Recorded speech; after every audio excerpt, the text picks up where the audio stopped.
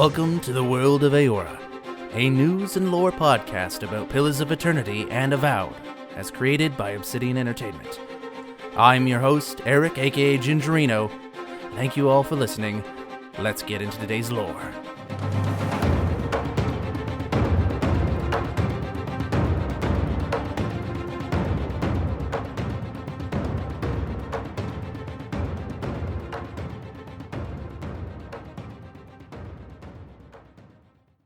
Hello everybody and welcome to another episode of the World of Eora. I'm your host Eric, aka Gingerino. Thanks everybody for joining me on another episode as we dive into the history, lore, and game mechanics for Pillars of Eternity 1 and 2 as we gear up for the release of Avowed, as well as dive into a lot of the news about Avowed that's been coming out in recent weeks. If you're new to the show, welcome to the show, happy to have you here. This is where we discuss anything related to Pillars of Eternity or Avowed. And the reason that we pair all those games together is because they share the same fantasy world known as Eora. So as the theory goes, if we dive into those Pillars games and any other news, we can hype ourselves up not only for Avowed, but understand how the world works in a better way and just appreciate the game when it releases and all the writing and the stories that come out, as well as just appreciate and enjoy a world that we know and love from Pillars of Eternity. If you are brand new, I'm going to recommend that you go back to episode 1 and check out that one there because I signpost a lot of other things, or episode 0, I guess. But the first episodes of this podcast, because it signposts you to some episodes that might be good for laying the foundation of some topics that I repeat a lot. But I will go through the effort of making sure that if there's anything new brought up, that you'll be able to understand it. Listener's choice, but that's just a recommendation. In this week's episode, I am going to be talking about one of the companions that we see throughout the entirety of Pillars of 1 and 2. That's right, we're going to be talking about our good old friend Edér. Now, this is an episode that has been near and dear to me for a while, even though I haven't obviously done it up until now, and I've just always been kind of hesitant to do an episode like this, not certain that I could necessarily do the character of Edér justice. But that being said, it's time to chat about Edér a little bit, specifically I think because with all of the hype about Avowed, I think a lot of people are jumping into the Pillars of Eternity games. And one of the first people that you run into, and is voiced by someone well-known within the industry, Matt Mercer, by the way, is this companion named Edér. And I thought it'd be interesting to kind of go through some of the story that he has. Now, that being said, obviously, today's episode is going to have some spoilers that are related to Edér's personal companion side quest for Pillars of Eternity 1 or 2. So if you're wanting to avoid any spoilers for that, just pay attention to when I mention any spoilers, but there's going to be a bunch of that for Edér today. But that being said, we're mostly going to talk about his history prior to some of the spoiler-related content, so if you want to listen to the first half of the episode where we talk about who he is, where he comes from, a bit about his family and origins and stuff like that, before we dive into what his quest in the games mean for you as the player, then by all means listen to that episode. I will put a little musical interlude when we start to get to the actual spoiler territory. In terms of news today, there's just a couple of things to go over from the previous episode, which was my mammoth of an episode from a couple weeks ago, where I basically did nothing but news, interspersed with some lore.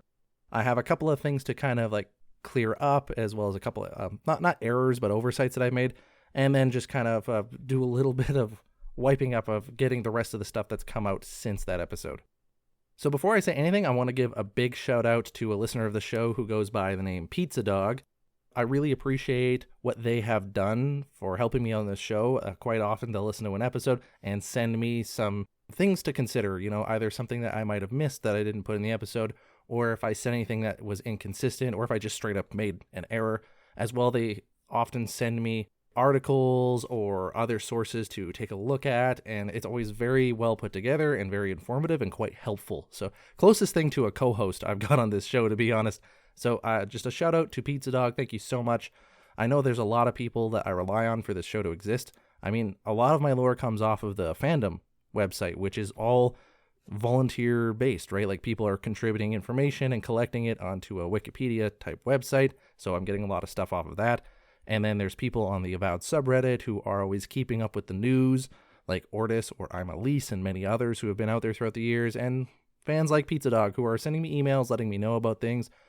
Or Andrew on Discord, who also sends me articles and asks me questions and gives me suggestions. Like, I really appreciate everyone. This is kind of like a community-based thing. I really do appreciate it. But anyways, shout out to Pizza Dog for that. He did help me by pointing out some stuff that on my previous episode that are worth mentioning. So if you haven't listened to the episode previous to this one, a lot of this won't make sense, but I'll try to go through it real quick. My previous episode was a 2-hour-long episode going through all of the news and information and associated lore that we saw in all of the recent news that came out since Gamescom 2024 had happened. There was a lot of information about Avowed, a lot of things that were seen and discussed, and a lot of conversations going on. So there's some things that I kind of either misspoke on or missed entirely that I'm going to kind of bring to the forefront right now. So I went over the abilities in the previous episode close to the end, and I didn't mention a lot of abilities for fighter. Now, I specifically didn't mention a lot of abilities that we've seen in previous posts because I didn't want to overdo it, but in doing so, I kind of, I guess, didn't give you all of the information in just one little spot. For instance, I did miss that there is Barbaric Shout, and this is actually something that takes its name from a barbarian ability that you see in Deadfire, Barbarian being one of the classes that you can play. And a Barbarian was kind of an archetype build that they had made for the demo at Gamescom. So there is Barbaric Shout, which is an area of effect ability that pushes everybody back. I believe Pizza Dog mentions it's here. It's Barbaric Roar, I believe is what it is from the Deadfire game. Anyway, so that's another one that we do see from Pillars of Eternity that is in Avowed.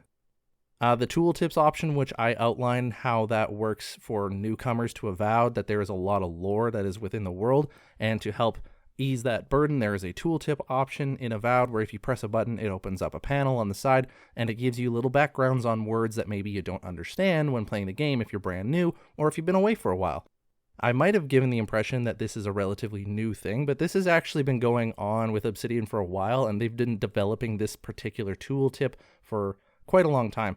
It's actually, first it appeared in the game of Tyranny, which is another kind of isometric perspective cRPG, but it's a completely different world, completely different universe. Honestly, if I was going to do a second podcast, I would probably do the World of Eora, or I don't even remember how to pronounce it, but it's a really interesting game, really cool story. But anyways, that's where we first see that narrative tool of being able to highlight or mouse over a word, and it gives you the background on what some of those fantasy words mean. This was also evolved in the game Deadfire that came out after Tyranny, and then Pentiment, which was the historical game that released, I think, a couple of years ago, where you could press a button and you could see historical terms in there as well. So this is something that Obsidian is proud of, a tool that they have been creating for a while and evolving with, and it's just neat to see it in this next iteration of its evolvement, I guess. Evolving? I know there's a word there I'm not using properly, but whatever. Anyways, so that's something we're going to see in Avowed, and this is the next iteration for it.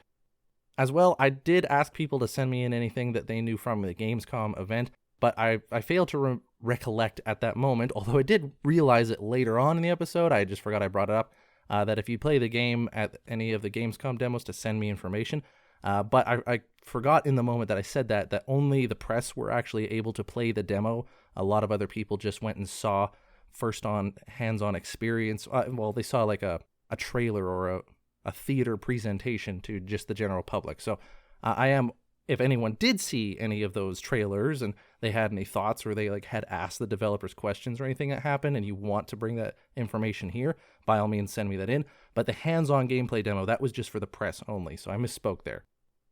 These next two are big whoopsies on my part. I think I was just swamped with all of the podcast that I was trying to do a couple weeks ago, but that doesn't really excuse this because people deserve credit where credit is due.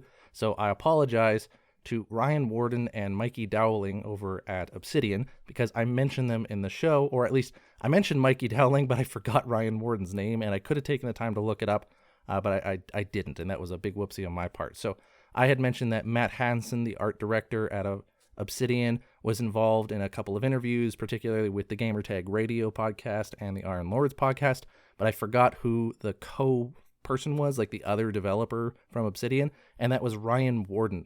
So he was with Matt Hansen in those interviews, and it was worth looking up, so I should have looked it up. I apologize, Ryan. He's the production director at Obsidian, and I was equally happy to see his enthusiasm and joy and the perspective that he had on what Avowed is and how he approaches it. So it was honestly, between him and Matt, I got even more hyped up just seeing how excited they were for the game themselves. So that's Ryan Warden, who was alongside Matt Hansen, and then we have Mikey Dowling is the Director of Communications and Franchise for Obsidian, and he is the one who posted the X post / Twitter about the HUD and UI customization that is available. So he directly posted that for people to see, which I know a lot of us were really appreciative of seeing that post. And so just for context, that's who that is, a Director of Communication and Franchise over at Obsidian. So in my opinion, those were the biggest whoopsies because those are actual people who deserve the attention and credit for what they did. So thank you guys for that. Apologize for not doing that properly in the previous episode. That is the housekeeping from my previous episode. As far as news goes for this week, not a lot that I want to go over. If you didn't already know, on Obsidian's official Instagram, there is a video of a Q&A between 3 people from Obsidian and a bunch of people that were at Gamescom. And they were kind of just doing Q&As with the crowd, and they were asking a bunch of questions, and they were answering them. That's what a Q&A is. But anyways, some of the topics covered had to do with voice actors and how the developers engage with voice actors, especially when choosing people or guiding them through pronunciations. Talking about making magic, which is something that is not real, but they are trying to create magic in an immersive way for a first-person game. The technical stuff that goes on behind the scenes at Obsidian, and how the technical stuff is usually the things that they do last. So they didn't talk about 30 frames per second or anything. They just said that technical stuff is the things that we're doing now, if anything else. So those questions I don't think could fully be answered. They did mention that accessibility is a priority, and they're hoping to update people on it later. I know for me personally, that is a really important thing for gaming for myself, not just as an individual person, but just as a principle. So I'm looking forward to hearing what they have to say about that. They talked about some returning spells from the previous Pillars games, the development process, and how it goes for Avowed. They brought up some fun anecdotes that they had for development and some stuff in the game, such as a person in the game named Cademan who has not even touched a girl yet, and you don't want to let them die a virgin. I've already mentioned that on the episode, this podcast, a few times, as well as an incident with a rather particular gold pack knight who likes to have things lined up in order.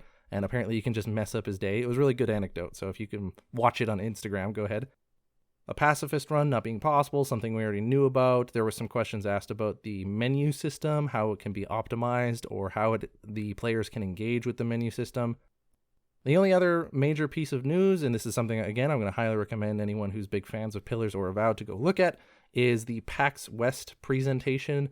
The Road from Pillars of Eternity to Avowed. It's essentially comparing the development process for Pillars 1 and 2, I suppose, with the development process for Avowed, which are 2 games set in the same universe, but obviously very different in terms of genre and how you're going to build a game. So it was really interesting to see. There was a direct recorded interview with Josh Sawyer, who is the director from the Pillars games, and then they also had a live kind of Q&A with Carrie Patel and I believe John Cotto, who is the official, unofficial lore master for all things Eora based. So I don't know if he likes or hates my show. I feel like he probably would dislike it entirely for all the errors I'm sure I make. But I don't know. He hasn't told me either way. I don't even know if he listens. Nah, I'm sure he's a huge fan. Kidding. Anyways, let's moving on. So there was some stuff we did learn at this PAX presentation. A couple lore things actually that I think are worth mentioning, such as how and I'm going to want to talk about this in its own episode, about how magic works in Eora. I already do an episode on magic, so if you want to listen to that, go ahead and listen to my magic episode. But specifically, I'm going to want to talk about wizards and how they do magic, because I've always very quickly and succinctly tried to describe wizard magic by being like, people just pull the spells out of the book and then they throw them out at the things in front of them, which isn't a wrong description, but it doesn't necessarily do justice to the lore behind it. Really, there is a lot of essence that is in the in-between, which is kind of the state between life and death. That's where a lot of this essence is. Essence is the stuff souls are made of, and what wizards do is they have this grimoire, which basically pulls the essence out of the in-between, and then it shapes it into a spell that the wizards pull out of the book. So the grimoire is almost like a focus or an anchor between the here, where we are, and the in-between, where they can pull the actual magical essence out of. We learned from the interview with Josh Sawyer about audience expectations when you're doing something like kickstarting a game. Like Pillars of Eternity was a game that was funded through Kickstarter, which was really awesome because you didn't have to work directly with a publisher and answer all those questions and meet all those quotas and deadlines. But at the same time, there were other restrictions that were applied in the development for Project Eternity, which is what it was called. And I recall hearing Josh talk a lot about the expectations of the audience who were funding a project that were inspired by the old Infinity Engine games like Baldur's Gate 1 and 2, Icewind Dale, Planescape Torment, and the like. So it was a really cool interview to hear all of that and how that brought its own unique set of challenges. John Cotto at one point did mention something about Living Lands lore potentially being mythological, which I think gives the developers at Obsidian an out to not have to include every tiny piece of lore about the Living Lands. They could be like, oh, because it was actually just rumor, which makes sense about the world, right? Like, people would say things about the Living Land that might not necessarily be true, right? It's just people kind of spreading rumors and myth about the place. So who knows, some of the lore that we've talked about even on the show might not actually show up or even technically be real within that world, which will be interesting for me, honestly, of seeing like what is and what isn't mythology. I think I have an idea on a few things that might be, so it'll be interesting to see which ones are or if they're even addressed. There was also a talk from Carrie Patel about animancy, which is the science of souls, and specifically she just briefly mentioned the enclave of this like farmer animancer group that we see in Avowed that we're going to be able to deal with. John Cotto also mentioned a faction he was really into, the Pergrunan Dwarves, which we see from the White March DLC in Pillars 1. They're actually going to be a major player within the Avowed game. An event at Obsidian known as the Great Donutification, which had to do with opening up the entirety of a map to players rather than restricting it in the early levels. Apparently there is a book of smut in Avowed. We got to see some videos of really fun bugs, which personally I really wish they had kept some of them in, like the mouse opening the door or punting a sporling into the next millennium, but I get that as a game developer, you want to squash the bugs, but it'd be cool to be able to access some of these, even like an endgame cheat menu, you know, like if you collect, 50 out of 50 golden pages, then you can access the book of cheats or whatever, and you can do things like this, but whatever. And lastly, there'll be some Easter eggs within the game. So all interesting stuff. I can't wait to find the smut novel. There is smut in Pillars of Eternity 1 and 2, so perhaps I'll do a smut episode for you guys out there. Maybe I'll have to do like a World of Eora OnlyFans account or something, and we can do the smut on there. Text only, no images, or maybe voice only, because I'm a happily married man. Anyways, that's everything news-wise, so it's like we're already pretty decently into the episode, but I just wanted to cover all that quickly. So yeah, let's dive into the lore for Edér. I'm curious, what exactly did you find there? So, Edér, let's talk about him. I suppose we should give him his full name, which I believe is pronounced Edér Teylecg, Teylecg. However, the EY is pronounced kind of like Wraith, and then the CG is a J sound, like in bridge. So Edér Teylecg is how I'm pronouncing it. That is based in the Adéran dialect that we see in this fantasy world of Eora. Edér is typically a fighter character in the game, so he's one of the companions that you have that plays alongside your player character in game Pillars of Eternity 1 and 2. In the second game, you have the option to pick him as a rogue or a swashbuckler, which is a mixture of rogue and fighter. He is a meadow-human, which is the typical race that we see associated with the Adéran people, and since he is a colonist, or at least a first or second generation colonist in the Dyrwood, which is a colony of the nation of Edér, it makes sense that his ancestry would be a meadow-human of some sort. So a lot more fairer skin, blonde hair, things of that sort. You get him very early on in the first Pillars of Eternity game, and if he is still alive and on your side, by the end of it, you can have him in this as your immediate companion in the second game. You get him right at the start of the game. At the time of Pillars of Eternity 1, he is around 32 years old, so it depends on, how long you play the game for, or what you're counting as, but by the time Pillars of Eternity starts, he's roughly 32 years old. He has history as a farmer in the Dyrwood, which again is the setting for the first Pillars game, but also the area on this new continent that's being explored by the worldwide superpowers called Eastern Reach, and this area is a colony from the Adéran Empire across the ocean. He has history as a farmer in the Dyrwood, although he did join the military during the Saints' War, which we'll talk about in a second. He is a broad man with straw-colored hair, and he has a light beard. It says he specifically stands at 6'2", which is getting rather oddly specific. However, some of this we can actually read about in the Pillars of Eternity Alpha tabletop pen and paper guide, right? So if you're wanting to play a tabletop version of Pillars of Eternity, there's kind of an alpha state build of that on the Obsidian website. And Edér is the character sheet that is used as an example there. So that's why it gets pretty specific.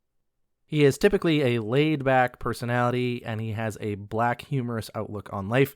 This is very true as you're going about having him in your party. He definitely can have a sarcastic and dark sense of humor, which personally I like. That's why I kept him around the most. He's also useful as a tank character to help out with combat, but I really liked his personality that he brought forward. All of this information that we're getting today from, by the way, is on pillarsofeternity.fandom.com if you're wanting to read more about him, although it's best experienced in the game itself. People tend to dismiss Edér as kind of harmless or not particularly important. It says here that they view him as somewhat of a simpleton due to his appearance and his partiality to enjoying smoking something called white leaf, which I take to be this fantasy world's equivalent to marijuana, just based off of the description.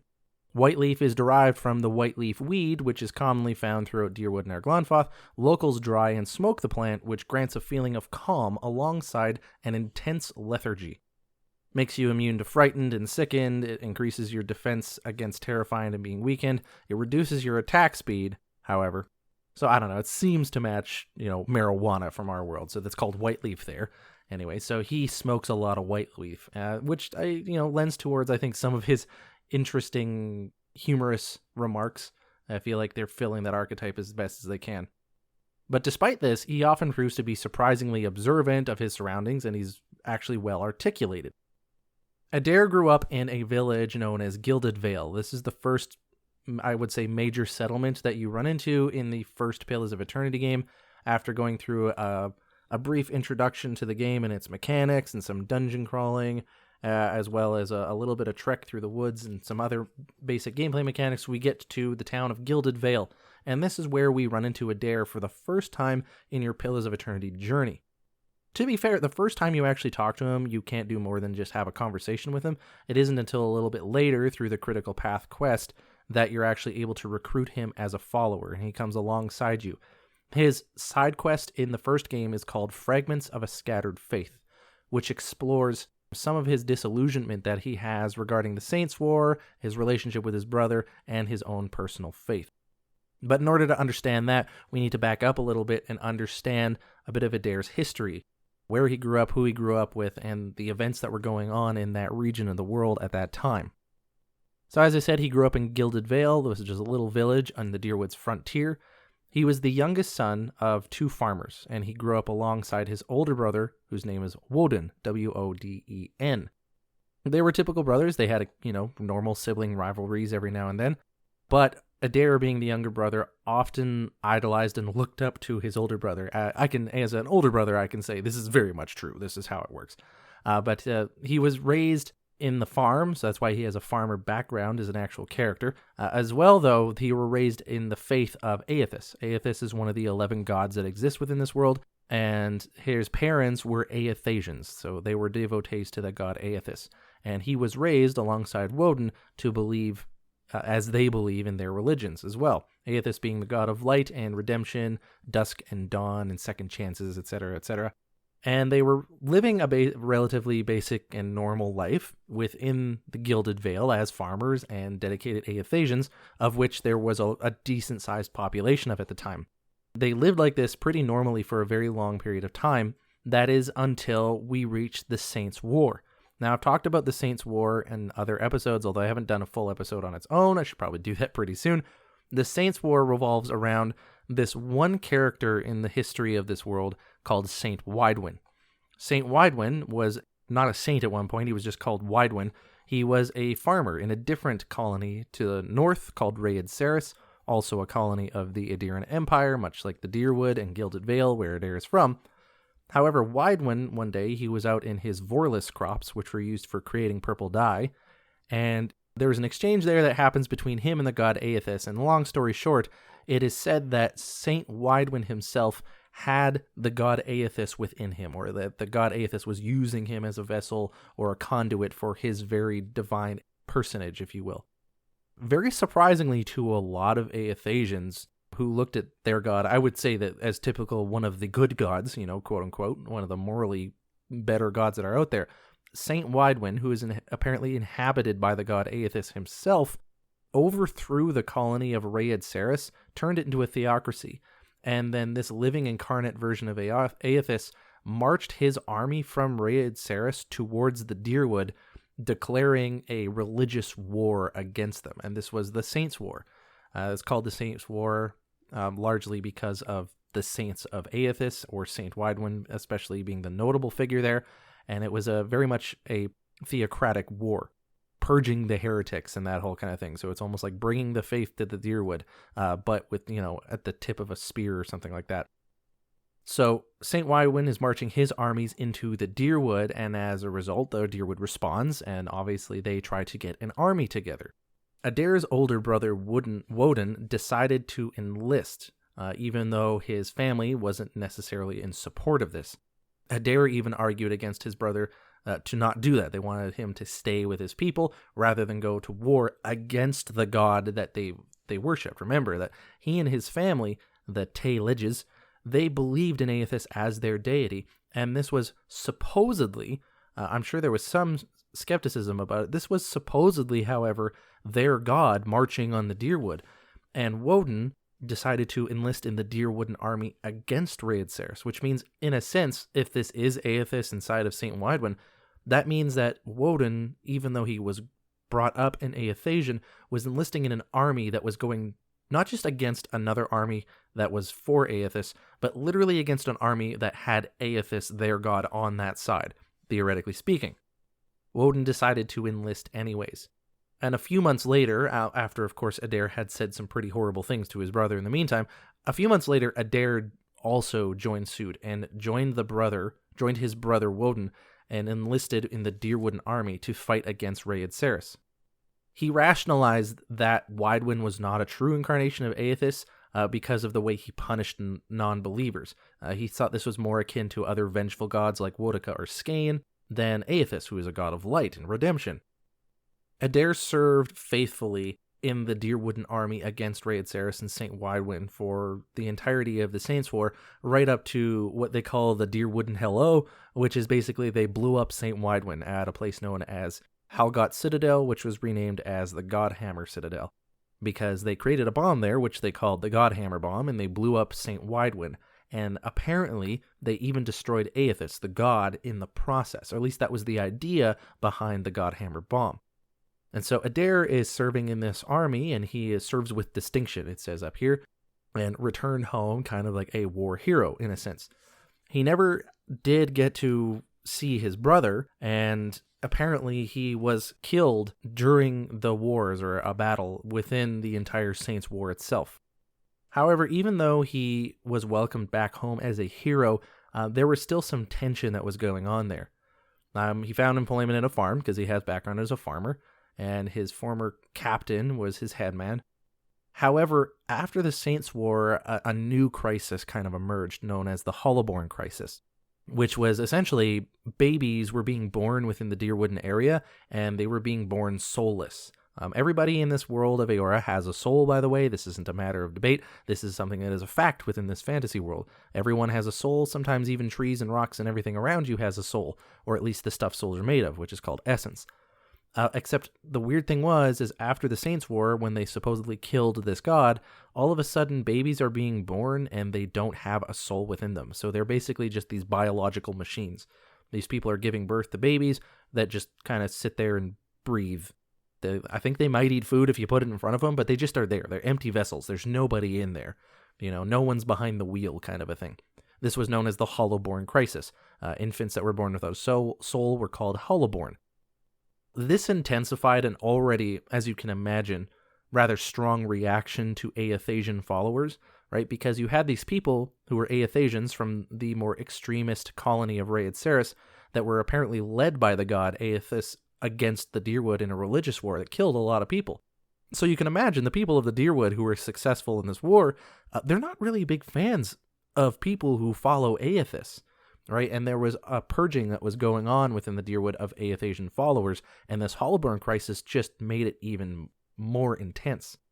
Now, Edér, he was a war hero, like he did fight in the Dyrwooden army against Aethys and against Saint Widewin and Rayed Saris. However, he is known within his family history to have been an Aethys follower. So while he was saved from the noose by his war record and his headman vouching for him, it was only going to be so long before people were going to come after him too. Like, the hatred towards Aethys followers is pretty intense. And when you combine that with people mourning the loss of these children being born without souls, people are looking for anyone to blame and to like kind of dole that justice out on, right? Edér's parents actually eventually, they grew concerned for their own safety. They moved back across the ocean to the empire of Edér, the original nation that founded the Dyrwood. Edér, however, stayed back just as a place to live. This was his home, and he did it out of habit. However, there is more to Edér's story that becomes concerning for him. He heard through rumor that his brother actually had defected from the Dyrwooden army and actually joined the Rayed Saren army fighting for St. Widwin. So Edér and his brother Woden were theoretically fighting on opposite sides of this war. Now, you got to remember, this is a person that Edér looks up to. Like, he idolizes his brother. So this is like, there's a lot going on here. He has his faith that he has grown up in, where he has his god, which is, one of the good gods, if you will, who apparently leads a war against the very people that he is a part of. And his brother, who he idolizes, joins the army to fight against Aethys, thinking that this must not be Aethys. This can't be the true incarnation, right? So he eventually joins the army as well, kind of following in his brother's footsteps. And now he's starting to find out that actually Woden might have switched sides to the other side, right? Edér is in this really weird place where he is having a crisis of faith of like, was that Aethys? Because there was a lot of evidence that was supporting that Widwin was a man of divinity, the power that this person had, and the things that he was accomplishing. So he has this crisis of faith of like, was that my God? Like, what kind of God do I believe in? Was I on the wrong side? And then he has his brother who he's always looked up to, probably as a paragon of what's right and what's not. He followed in his footsteps into the army even, right? So he believes in his brother to a certain extent. Then to find out that he went through the entirety of the Saints' War and discovered that his brother actually switched sides, which would make you disillusioned about, well, is my big brother the person I thought he was? Was he actually a good man? Was he not? Was I wrong? Should I have followed my brother to the other side? Did I make the mistake? Right? So you have all of these really big questions you're asking about yourself. And then your parents leave to go across the ocean. So it's just you by yourself in this place that you call home. But all the people that you knew in your church growing up are now becoming victims of this purging of Aethasian followers. So a lot of them are being killed or hanged, which I guess is the same as being killed. A lot of them are fleeing to different places where they can be safe. Like, Edér is in honestly, like, when you sit back and think about it, he is in a really, really tricky place, a really desperate situation.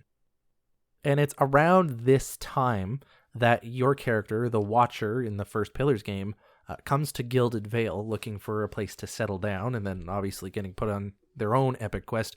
And Edér kind of recognized, he saw the writing on the wall. He saw that, listen, I'm not going to be able to last much longer here before they're going to hang me in this tree full of dead people. Like, I need to get out of here for my own safety. You are a Watcher. You're someone who might be able to help me out, because at this point he's trying to figure out what's going on with his brother. Like, what's the actual story? All he has is rumors to work off of. So he sees this opportunity to get out safely and also possibly find out what happened with his brother. And this enters into his companion quest in the first Pillars game called Fragments of a Scattered Faith. So it's at this point in time I'm going to, this has been non-spoiler territory. Some of it might have sounded spoilery, but it's not. This is all stuff you can read about in the actual game. However, I am going to now dive into the Fragments of a Scattered Faith quest. So if you don't want any details of Edér's personal side quest in that game ruined, I'm not going to ruin any of the major side, like the main quest line, just his companion quest. So I will, I'm going to put my little spoiler music right in here, and we're going to get into it.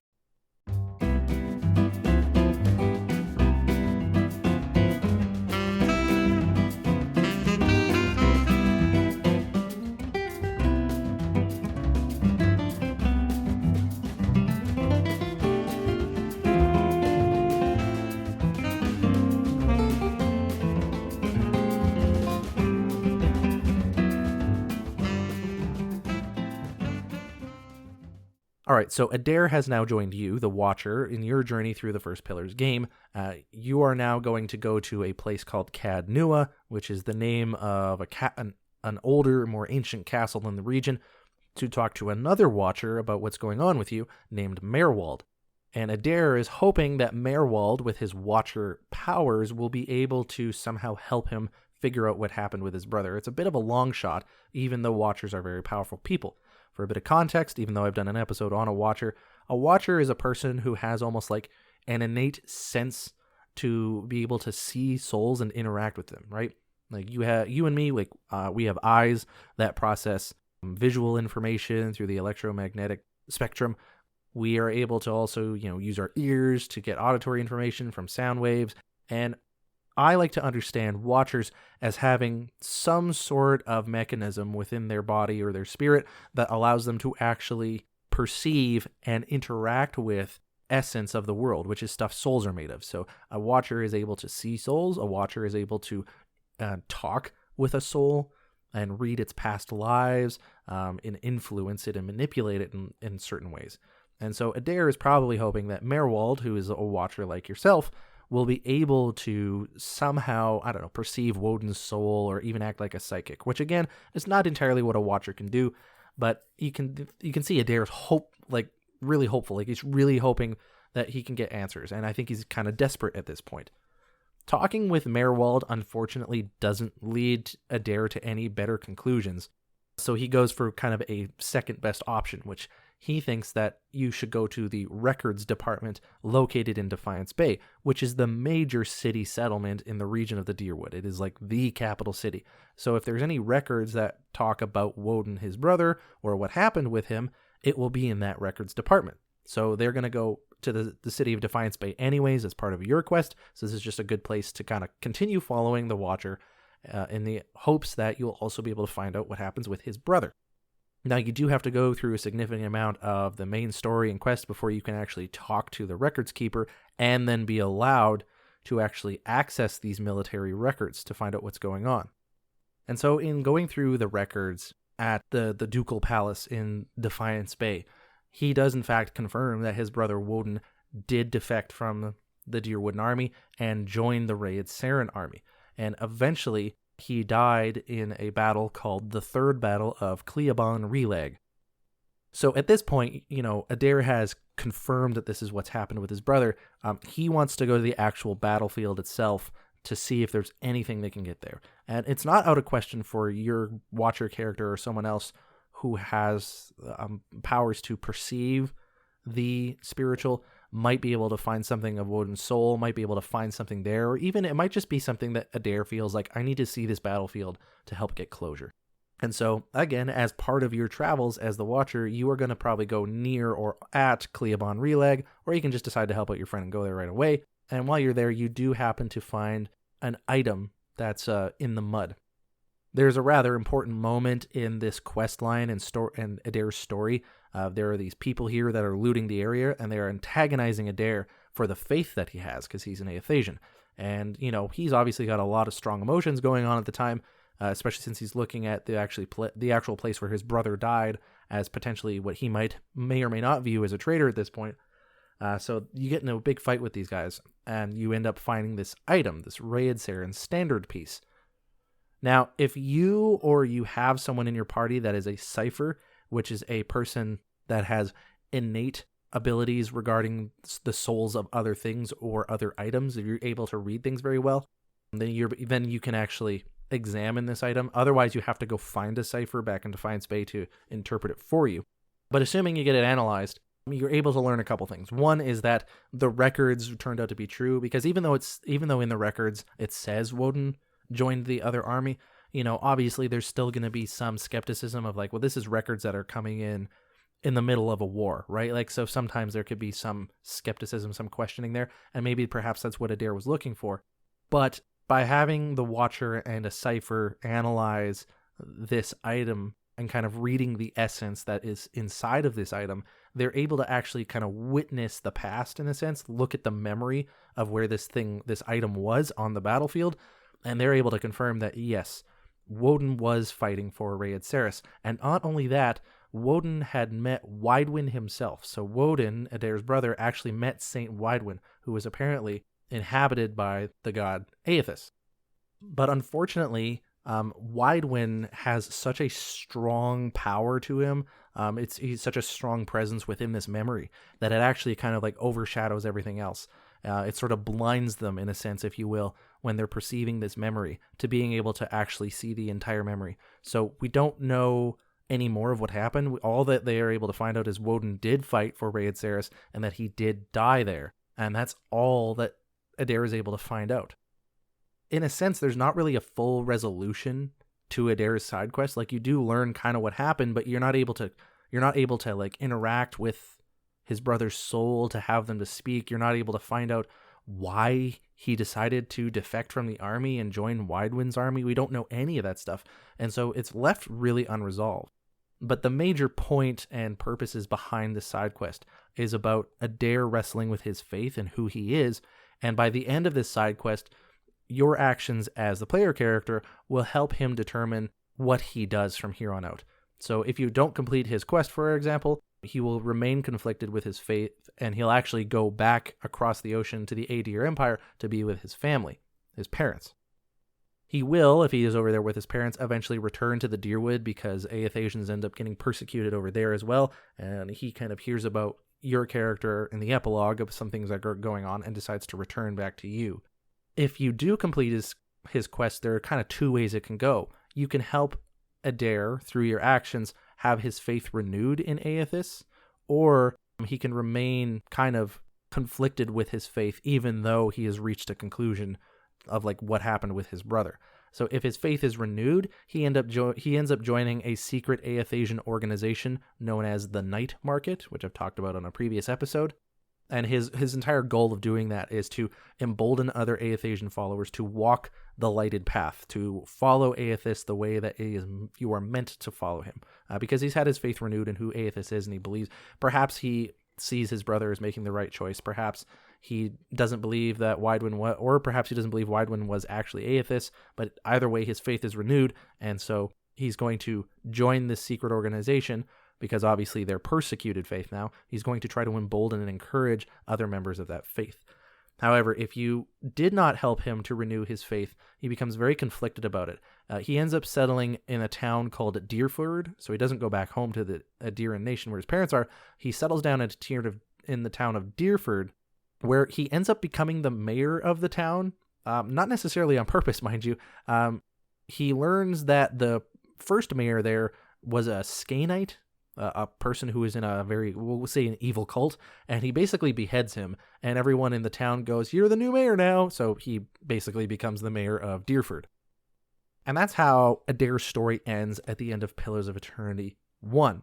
However, his story continues into Pillars of Eternity 2, because obviously, assuming that you kept him alive, or you don't reject him at the beginning of the second game, he continues on as your companion. So now, if you were okay with spoilers for the first Pillars game, that's where we are now. However, we're going to jump into spoilers for the second Pillars game with Edér's side quest there. So if you're wanting to avoid any spoilers for the second game regarding Edér, now's the time to bow out. If you find your trail has run cold, come to me with whatever you have. There is much I may be able to do for you. Okay, so at the end of Pillars of Eternity 1, the whole story resolves. Everyone has their epilogues. They go different ways. They do different things. Your character, you are the leader of the Cadnua stronghold, and Edér has done one of a few things depending on the choices you made in the game. He's either gone back home to Edér, he's either joined this Aethasian secret organization, or he's become the mayor of a town that's just still in the same area, so you're able to hang out every once in a while. Depending on what happens there depends on how he rejoins you again. I'm not going to go into the details of all of those because I don't want this to be too long.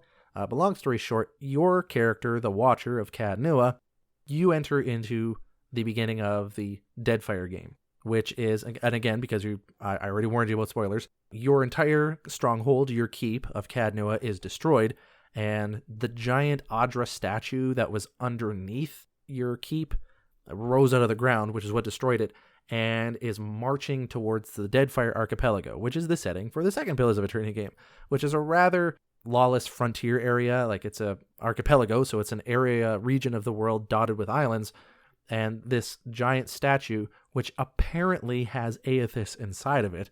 I'm detecting a pattern here in the Pillars of Eternity games, obviously. apparently Aethys is now inside of this giant statue, and it destroyed your keep and half killed you too. Basically took your soul out of you as it was rising out of the ground. However, your soul is so strong that you were kind of able to hold on, if you will. Edér hears about this, regardless of where he is, whether if he's joined the night market Aethasian group, whether he's the mayor of Deerford, or he's recently returned from Edér, where he was with his parents. He hears about you being in trouble and comes to your side, and so joins you and a crew of people in following this Adra Colossus with Aethys inside of it into the Deadfire Archipelago. So he is one of the people that is at your side as you lay unconscious. But the further your body is away from this Adra Colossus, the closer you are to death, if you will. So that's kind of why they're following him. But anyway, so that's what Edér is doing. He has left one of those positions to come be by your side. However, as you can imagine, he still has a lot of personal issues he's dealing with, no matter what happened. Like, whether he joined the night market, even though, he joined it with a renewed faith, he was wearing the symbol of Aethys proudly. Another person saw him and was like, hey, you should join this group. And then he starts to be a minister, if you will, towards other Aethasians. Or you're even the exact opposite side of it, where, he went back to his mother and father in Edér, where they welcomed him back with open arms, worked on their farm. However, there ended up being some persecution going on to Aethasian worshippers back there, so he and his parents were having issues. Edér bursts out into violence, and he ends up kind of coming back to the Dyrwood to try to give his parents some peace. Those two being the opposite ends of the spectrum, regardless of either of those, he still has this issue that he's dealing with of, like, was Aethys in St. Widewin? Like, I'm sure he's kind of put to rest his whole brother thing. Perhaps, it might still upset him, but at least he's kind of got understanding of what happened. But still, Aethys being in this person, leading the Saints' War, that's something that's still relatively left unresolved. And that's just something I think you have to learn to live with. He's still concerned on whether or not he is following the path that Aethys is supposed to be on, right? Like, is he following the right path in the world by following Aethys? Is the path that Aethys went on in St. Widewin the actual lighted path, and is he therefore against his own god? And now that they're following Aethys, who is not rampaging, but he's trudging across the world in this giant statue, but killing thousands of people in the process, of course that's going to bring up all these issues again of, like, is my god really a good god? And so Edér's side quest in Pillars of Eternity 2 is called The Lighted Path. There's also another aspect to this side quest, which is the main driving force, is that Edér has an old flame, someone that he was romantically entangled with. Her name was Elafa, and he knows that she lives in the Deadfire Archipelago, or that she went there anyways. So this is, again, kind of situation where Edér is like, well, I'm with the Watcher of Cadnua. He's on this adventure in this direction. There's also something here I'd like to see, right? So another person that was close to him, right? We're seeing this kind of mirroring of this other quest that had to do with his brother, but this time it's about someone who is a romantic interest in his life. While they're in the Deadfire pursuing Aethys, he's like, hey, I'd like to go meet a former flame of mine. Can we look into it? Now, you can, of course, agree or not, depending on whether you want to pursue the quest, but the idea being that you're going to kind of pursue this person. And along pursuing this person, we learn some things, and we wrestle with more stuff with his faith. Because this entire time, you're constantly seeing the destruction that is being wrought by this god that you guys are now following, that is supposed to be the god he worships. And the more you try to pursue finding this woman, Elafa, you also end up learning a little bit more about other people who also follow Aethys and the things that they are doing, which he views as counter to himself. So at one point, you learn that Elafa actually had a child, Bearn, who would have been born at a very convenient time to the last time he and her had gotten together. Edér and Elafa had gotten together. So there is a bit of, speculation that perhaps Bearn is actually Edér's son. You do find out rather quickly, however, that Edér is not actually the father, but it's an interesting hook to kind of get you more into it, right? Like, oh man, this might be my companion's son. And I think that him not being the son helps justify why Edér would stay in the party with you. However, Bearn still being the child of this woman that he loved is still an important person to Edér, and so pursuing this person named Bearn is going to be an important part of this entire quest. You learn that Bearn's true father was killed in the Purges, which I mentioned in the previous section of this podcast, where they were persecuting and killing Aethasian followers in the Dyrwood. Bearn's real father was killed in those Purges, and his mother had fled to the Deadfire Archipelago to get away from all that. Unfortunately, it turns out that she actually died of the flu a few years into this. Bjorn, being a young man or even a boy, depending on when she actually died, is obviously very grieved by this. But being raised as an Aethasian, there was something that a person named Edér Teylecg saw as an opportunity to take advantage of. And so this person, Edér Teylecg, who is the leader of a Dawnstar / Aethys cult called Partisans of the Lighted Path. This is a rather extremist group of Aethasian followers that have some pretty strange militaristic views on following Aethys. Edér Teylecg, the leader of this group, saw Bjorn, knew of him obviously because they were part of that entire faith circle, saw Bjorn, saw his grief, and used that opportunity in his grief to mold him into a religious fanatic who was even willing to take his own life in the service of this group, the Partisans of the Lighted Path. And this is a pretty extremist group of people, and they do follow a lot of cultish traits as well. The sect encourages its followers to avoid contact with non-believers, whether they're even friends or family, so they isolate you from outside influences and they keep you just with themselves. And they gave him a lot of doctrine or ideas about his mother. Even though she's now dead, you can be happy because she is now marching beside the shining god. And this is something that Bjorn was able to kind of hold on to as hope during what he was doing. When Edér finally catches up to Bjorn and they have an interaction, Bjorn is already kind of in this process of being indoctrinated by Edér Teylecg. And Edér is pretty upset about this, right? He has this woman that he loved, and he has this person here who's not his son, but is still the only connection he has to this woman. He's pretty distraught, understandably so. Because he's learned that Alafa is dead, so, he's never going to see her again. But also, when he describes Alafa to her son, Bjorn doesn't recognize the person Edér is describing as her mother. And so, Edér feels like he's almost like her own son is dishonoring the very memory of who she is. So Edér, kind of again, really driven by the powerful emotions at this point, wants to meet Edér Teylecg and deal with this situation entirely. Now, Bjorn doesn't point you in the direction of Edér Teylecg to go see. However, he points you in the direction of a person named Ogne, who handles new initiates within the Partisans, and they are at the Temple of Aethys in a very distant place. So Edér travels with you, the Watcher, to this Temple of Aethys in the city of Neketaka, where the Partisans of the Lighted Path are. And you speak to Ogne, and you actually eventually learn that this cult have a very extreme thing that they want to do, and that is essentially they are going to follow the god Aethys by boat, get as close as they can, and they're going to make what is called they call it here the ultimate sacrifice. They're going to kill themselves so that they can then give their souls to the god Aethys as a way to help energize him in what it is that he is wanting to do, right? Because in their view, Aethys is going through the Deadfire Archipelago for a reason. They're the god that they worship, so we're going to give our very souls for that purpose. Here, God, take all the power of our souls to help be energy for you, because that's what it would be, right? Your souls are energy. And so they're wanting to kill themselves to give that energy to their god. That's kind of the logic behind it. And this group of people called the Vanguard are being led by Edér Teylecg himself.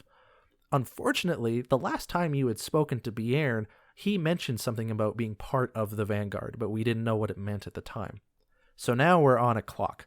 We know that Bjorn, this person that Edér finds important, is part of the Vanguard who is being led by Edér Teylecg, and they're in pursuit of Aethys so that they can kill themselves in an effort to support their very god.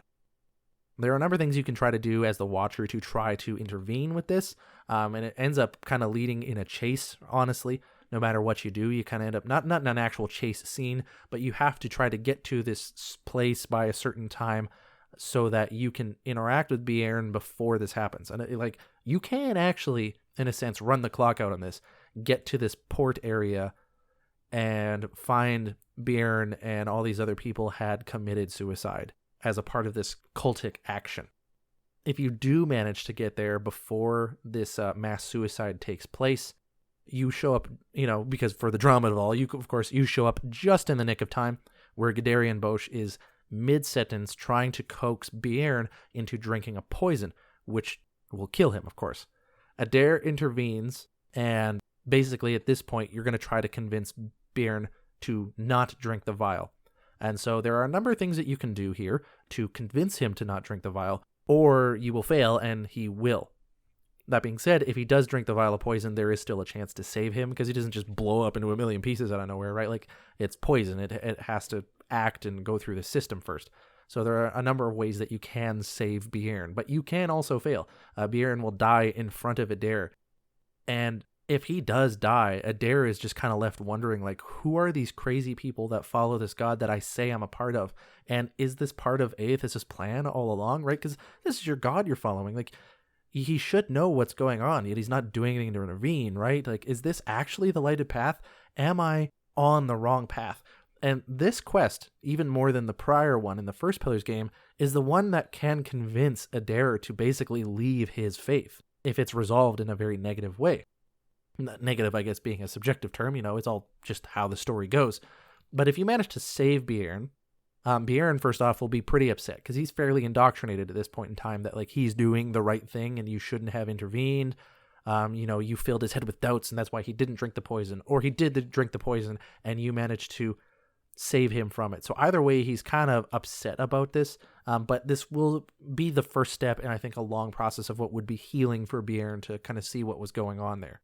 And that kind of is where that quest ends there, with Bjorn being shocked at what he did or upset at you for saving him, and Edér kind of taking him in, bringing him back to a place where he and his mother had lived. Edér still has a confliction about his faith at this point, right? Like, here's this boy who is following his god, and yet it almost drove him to suicide. And Edér's already had all these conflicting feelings from the Saints' War and all that years and years ago, and here you are in pursuit of Aethys. And I think that's where this quest ends, with Edér having this reconstituted drive to find Aethys and get answers of, like, what the hell is going on. So depending on what you, the player character, does in the game will help influence what happens with Edér and his outlook and view and his faith. I'm not going to read all the outcomes here because that'd be cumbersome for the episode, but they can be summarized in these ways. Either Edér has his faith renewed and he, like, doubles down on believing in Aethys despite the actions of things that have gone on. Obviously you learn some things that I'm not going to bring up in this episode about what's going on there. But basically he doubles down on his faith, and in his faith, he'll either work to uplift and encourage other Aethasians in the Deadfire to do better, to be true followers of Aethys, or the opposite is his faith will not be renewed, and in fact, he abandons his faith entirely. So he will lose his faith, and he'll end up going back to the Dyrwood to start undoing the work that Aethys people have done, and to undo the damage that Aethys, the god, has done himself. So in a sense, he's trying to go back and right the wrongs that his previous faith has done. If Bjorn has lived or not, Bjorn will either join him on either of them, right? So he'll either join him in abandoning the faith, or he will join him in doubling down on the faith. But there is also the chance, depending on choices made, that Bjorn will actually just spurn Edér entirely and won't follow him at all, regardless of whether Edér's faith are renewed or not. He just doesn't like that he intervened on his choice to be part of the partisans and the vanguard and take his own life to give it to Aethys, and basically wants out of Edér's life entirely. So this is kind of like the different branches that go on there. And so that's everything regarding Edér's story before we meet him in Pillars, the entire quest of his story in Fragments of a Scattered Faith, the first Pillars game's side quest, as well as the Lighted Path, which is his companion quest in Deadfire. And so that we have the full breadth of the story that Edér goes through, that you are largely a part of there, and especially as a big contributor to what he understands about his faith and the world around him and who he is and how he can respond to that. And I'm interested to know from anyone listening, what did you think about his story, and how do you think you would help him go? Like, what are your thoughts on that story he went on? Was he right to continue to follow Aethys? Would he be right to abandon his faith? All of these things. Like, what are your thoughts on that? It's a very interesting side quest, and both of them don't really have a full resolution. They kind of leave to this open-endedness, but it results in Edér making a choice to, I'm going to go in this direction or in this direction, and I'm going to do these different things. So, interested to hear what your guys' thoughts are. worldofeora@gmail.com is where to send any comments if you wanted to. Now, with that being said, I'm going to take a break and probably come back tomorrow. We're going to do the next segment of what might this have to do with Avowed. So what might Edér have to do with Avowed? The most simple and obvious answer is that Edér could be making an appearance in the game of Avowed in one way, shape, or form. Now, me personally, I don't think that Edér is going to show up, and I also don't think that his quests or any part of his story is nearly impactful enough that it's going to have a worldwide reaching effect that we would see anything in the Living Lands. But that doesn't mean he might not make an appearance. Carrie Patel, who is the lead game director for Avowed, and she worked on Pillars of Eternity 1 and 2, has said that there are going to be a couple of cameos, a couple of returning characters from specifically the Deadfire game. Now, we do see Edér in Deadfire, of course, but we also see him in the first Pillars of Eternity game, and since Carrie Patel didn't take the time to say, on multiple occasions, that there are returning characters from the Pillars of Eternity series or the Pillars of Eternity franchise, that makes me think that the characters we see in Avowed that are also from Pillars of Eternity are only in the Deadfire game.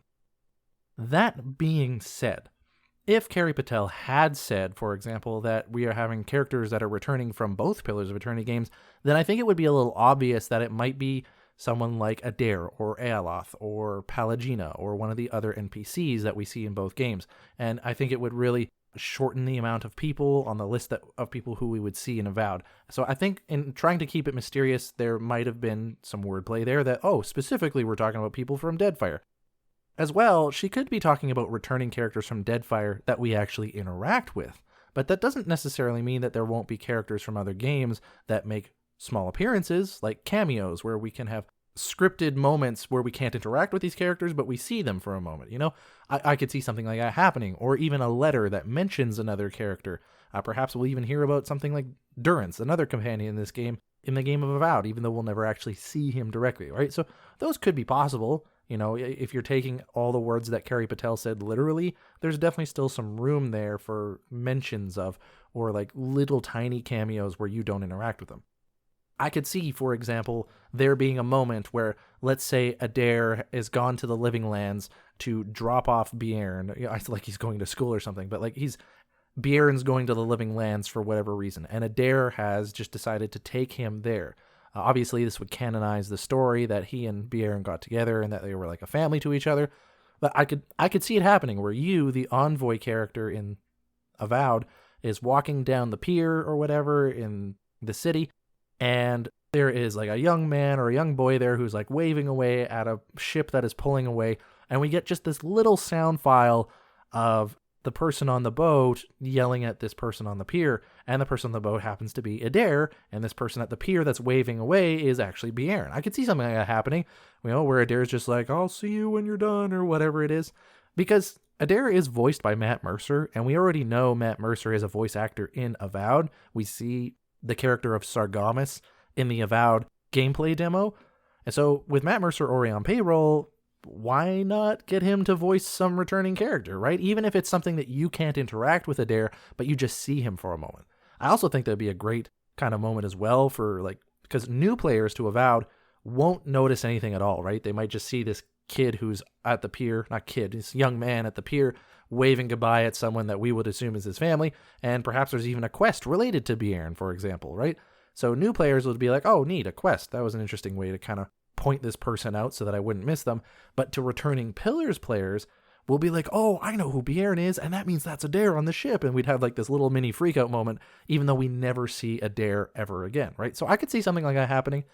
Again, if I was a betting man, I would say probably not. And the only reason I say that is because, well, the way Carrie Patel mentioned things, but also I think there's wisdom that Obsidian is rightfully exercising in trying to distance the story of the Envoy from the story of the Watcher. I don't think that they're trying to stay disconnected at all. I think that would be disrespectful to the fan base, but I think that there is wisdom in like keeping the stories separate. And Edér is so closely tied to the Watcher's story from Pillars of Eternity. I think to have Edér in Avowed in any meaningful, impactful, interactive way, I think that would be too much of the Watcher's story being brought in. But a small cameo, like him kind of like sailing off in the distance and we just know he's on the boat, I could see that being justified, right? Now, Obsidian are professionals. They know what they're doing narratively and all that, so perhaps there's a way to do it where it doesn't impact the story too negatively. But again, it's just me. If I was a betting man, that's what I would say. The only other way I can see Edér having an impact on the game of Avowed is if there are people, like Bjorn, who show up in the Living Lands. So who knows, maybe Bjorn is the other character, because he is from the Deadfire game, that shows up in the Living Lands. And so we'll be able to interact with Bjorn, this kind of adoptive son, if you will, of Edér. And perhaps there'll be a story or a side quest related to that. There could also be Edér's parents that we mentioned, right? Perhaps they left the nation of Edér due to persecution of their faith of Aethys, and they decided that they were going to go settle down in the Living Lands because there's some new settlements cropping up around there. So perhaps they're trying to settle down. Maybe they're going to start an Aethasian church or something like that. Who knows?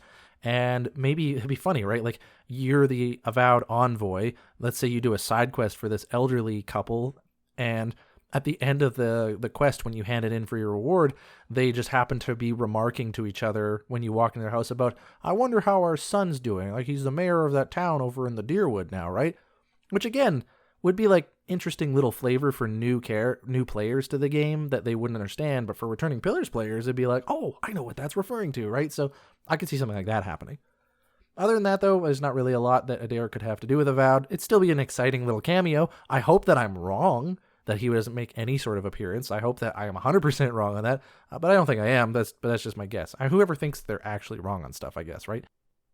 But yeah, that's everything about Edér today, everyone. Thanks for listening to today's episode. I don't have anything to tell you in regards to what I've been playing lately. I know that some of you guys like to have conversations about games that you've played and asking me like, oh, how's your experience with this game? And like, those conversations have been great, man. So I'm sorry to report I haven't been playing anything of note. I have started up a couple new Pillars of Eternity playthroughs, some characters that I've always wanted to run, but I haven't gotten very far before already kind of getting disinterested.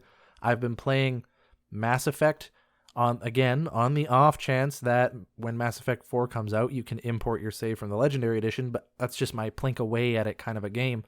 And I'm really not that I'm not into gaming, I'm really not sticking with anything right now. So I thought maybe I was going to really enjoy Abduction by the creators of Myst, the group called Cyan, and I really am interested in it, but when the time comes to play a game at the end of the night, I find myself not wanting to even go through the energy of turning the PC on.